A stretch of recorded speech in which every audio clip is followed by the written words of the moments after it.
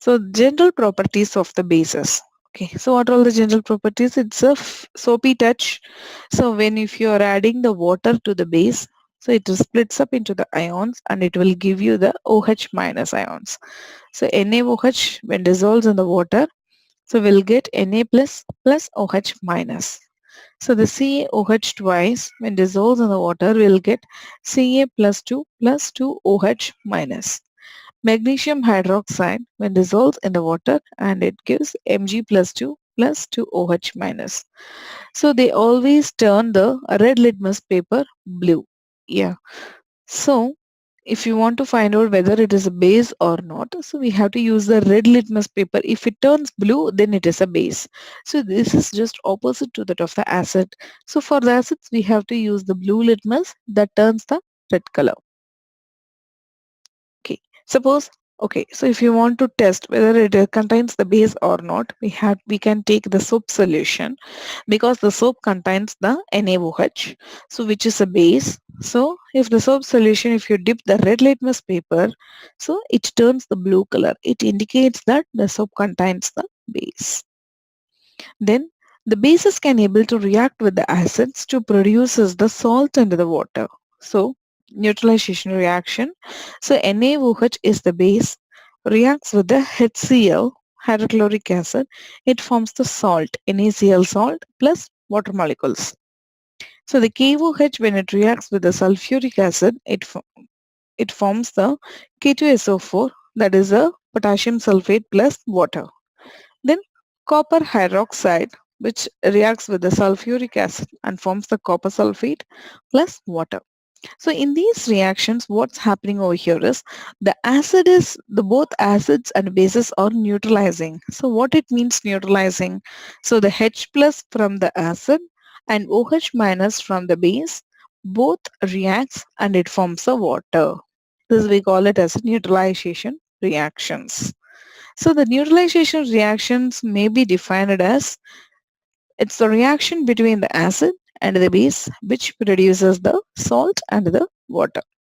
Okay, so now we are going to give an explanation. So here HCl plus NaOH gives NaCl plus water. So when we are dissolving the HCl in the water, so it will split up into the H plus and the Cl minus ion. So the NaOH when we are dissolving in the water splits up into the Na plus OH minus ion. So the NaCl is the salt, so it splits up into the Na plus Cl minus. So the water is a liquid, so it will not dissociate. So we have to keep the H2O as such. So what are all the ions are common? Na plus. So we have to cancel out. Cl minus we have to cancel out. So the left out will be the H plus OH minus which produces the water. So during the neutralization of an acid with a base or the vice versa, base with the acid. So basically H plus from the acid and the OH minus from the base, it combines and to produces the water molecules. Then next one is the oxides which produces the acids in the aqueous solutions are called the acidic oxides, which are usually the oxides of the non-metals. Yes. So we have to take the acidic oxide, that is nothing but the CO2. When it reacts with the base NaOH, so it produces the Na2CO3 plus water. Then calcium hydroxide, when it reacts with the CaO, it is a base and this is the acid. So it forms a calcium carbonate plus water. At the same time, so when we are heating the base with the ammonium salt, so it will give you the ammonia. This is the test for the ammonium ions. Suppose if you are testing in the inorganic salts and all, suppose if we may think that the NH4 plus cation is present, so we have to add the little bit of the NaOH and we have to heat it. So immediately the NH3 gas, that is the ammonia gas, will become outside. So how can we confirm that ammonia gas it's only produced in this reaction? Means we have to use the red litmus paper, so it will turn into the blue, so which indicates that the ammonia gas is coming outside. And also it can be able to characterized by its pungent smell.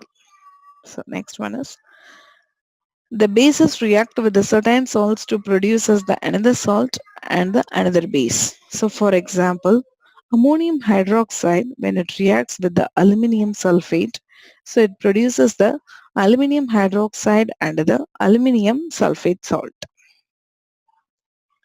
The next one is the strong bases and the weak bases. Again, the same thing as we have seen in the strong acid and the weak acid. So the strong bases are the one when you are dissolving in the water, it will give you the completely ionized. So 100 molecules of the NaOH if you are taking, so it produces the 100 OH minus ions. So that we call it as a strong base. So how much ion OH minus ions it can able to provide. So some bases when it's dissolves in the water completely dissociated. Dissociated means it's completely breaking down and it gives the hydroxide ions. Some of the bases it can able to give the partially dissociated one, so that we call it as a weak basis. So example, magnesium hydroxide as well as the ammonium hydroxide, which we call it as a weak basis. They cannot able to produce, they cannot able to give the 100 percentage of the OH minus ion. Instead it can able to give only dissociate very less, say for example 10 percentage or the 20 percentage. Then acidity of a base. Acidity of the base is nothing but the base can how many number of the hydroxyl groups is present in the molecule of the base, that we call it as the acidity of the base. So in the NaOH, KOH and the NH4OH, it contains only one OH group, that is one hydroxyl group. So the acidity of all the bases is 1. But in the case of the calcium hydroxide and the barium hydroxide, there are two hydroxides are present. Two hydroxyl groups are present in the one molecule. So it can able to neutralize the 2H plus. So the acidity is 2. And the acidity of the FeOH3 and the AlOH3 is 3.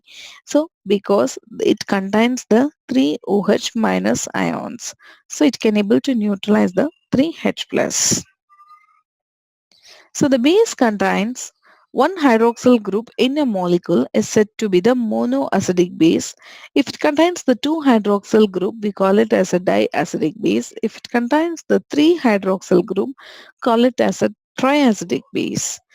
So the NaOH, monoacidic, CaOH twice, dibasic, diacidic, FeOH thrice, it's a triacidic basis.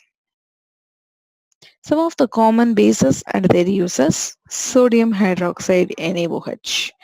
So it is used in the manufacture of the soaps, textile, paper and the medicine. And also it is used in the refining of the petroleum. Ammonium hydroxide. It is a very good reagent in the laboratory and also it is used in making the fertilizers, rayon, plastics and the dyes. So the calcium hydroxide. It is used in making the cement and the mortar, and also it is used in making the bleaching powder, in whitewashing, and it to remove the acidity of the soils. Okay, what is acidity of the soils? How the soil becomes more acidic? So when the acid rain is coming from the atmosphere, it contains basically the HNO3 and as well as the H2SO4. So it will affect the growth of the plants. So to neutralize that, we will use the calcium hydroxide.